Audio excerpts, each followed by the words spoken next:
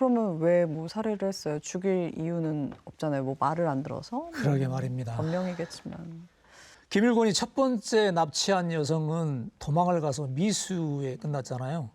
두 번째 여성을 납치한 김일곤은 피해 여성이 쉽게 도망가지 못하도록 여성에게 칼을 겨눈 채 차량을 운전을 했습니다. 근데 여성이 기지를 발휘해가지고 소변이 마렵다고 공터에 차를 세우게 했습니다. 소변을 보는 척 하다가 여성이 도망을 치는 겁니다. 그렇지만 얼마 가지 못해가지고 김일곤에게 붙잡혔고요. 김일곤은 계속 살려달라고 외치는 여성의 목을 졸라서 살해를 했습니다.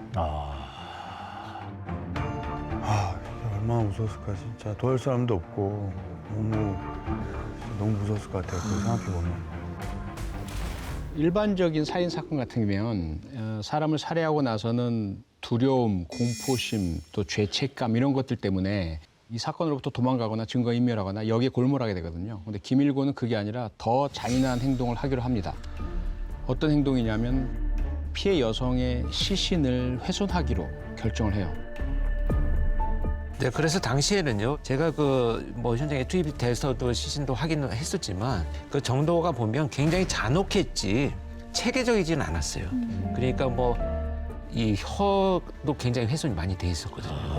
그러니까 이런 자기가 갖고 있는 온갖 감정에 대한 표출들이 시신에 많이 나타나 있었던 그런 사건이지 어떤 목적을 가지고 일어난 시신 훼손, 범죄 이런 유형은 아닙니다. 또 왜 그렇게 되었을까 분석을 해보면 우선 첫 번째는 좌절감이었던 것으로 보입니다.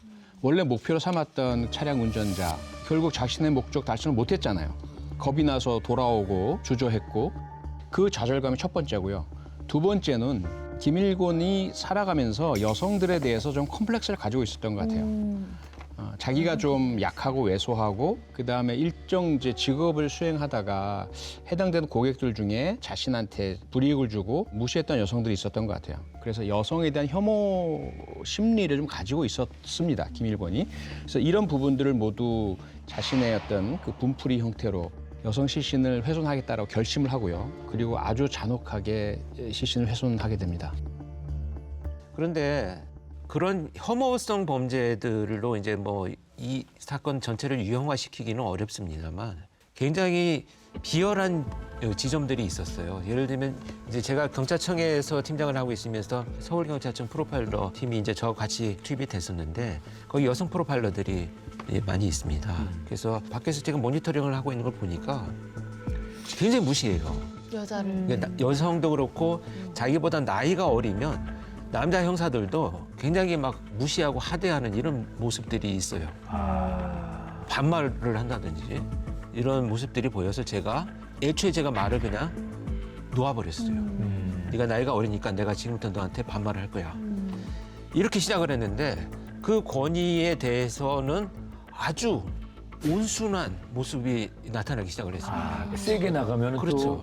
또. 그러니까 이 김일곤의 삶의 라이프 스타일을 들여다보면 자기보다 힘세고 능력 있는 사람들 앞에서는 비굴하고 피하고 도망가고 이런 삶을 살면서 약자들을 비열하게 공격하는 그런 범죄가 22건이나 이 전가로 남아 있었던 거죠.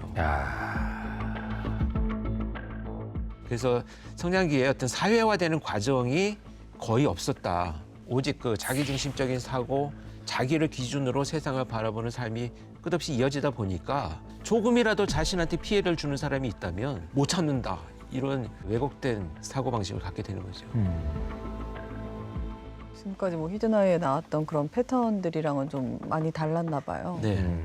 기존의 다른 사이코패스 연쇄살인범들하고 가장 큰 차이점이라고 한다면 정말 너무나 충동적이고 즉흥적이어서 어떤 범죄가 어떤 방식으로 나타날지 예측이 어려운 굉장히 힘든 타입의 범죄자였습니다. 너무너무 위험한 사람이네요. 어디에 튈지 모르는 게 사실 제일 어렵잖아요. 네, 이 사건 여기서 끝이 아니었습니다. 이렇게 잔혹하게 피해 여성의 시신을 훼손한 이후에 운전을 해서 여기저기를 다니게 되는데요. 서울, 경기도 양평, 강원도 홍천, 인제, 강릉, 동해, 삼척, 그리고 경북 울진, 영덕, 포항 등을 거쳐서 부산까지 이동을 해 갑니다. 이렇게 내려간 거네요, 계속 실컷?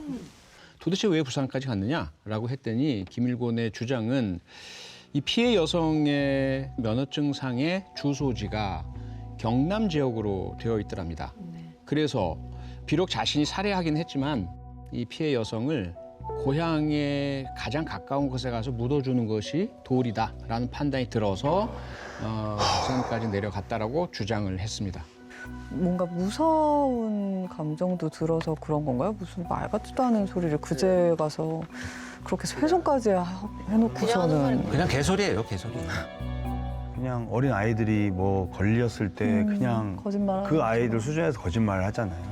그런 것처럼 그냥 그 순간 누가 물어보니까 그냥 뭐 피해 나가려고 하는 변명. 면피하려고 하는. 그냥 뭐 깊이 생각하지 않고만 말하는 사람 같아요.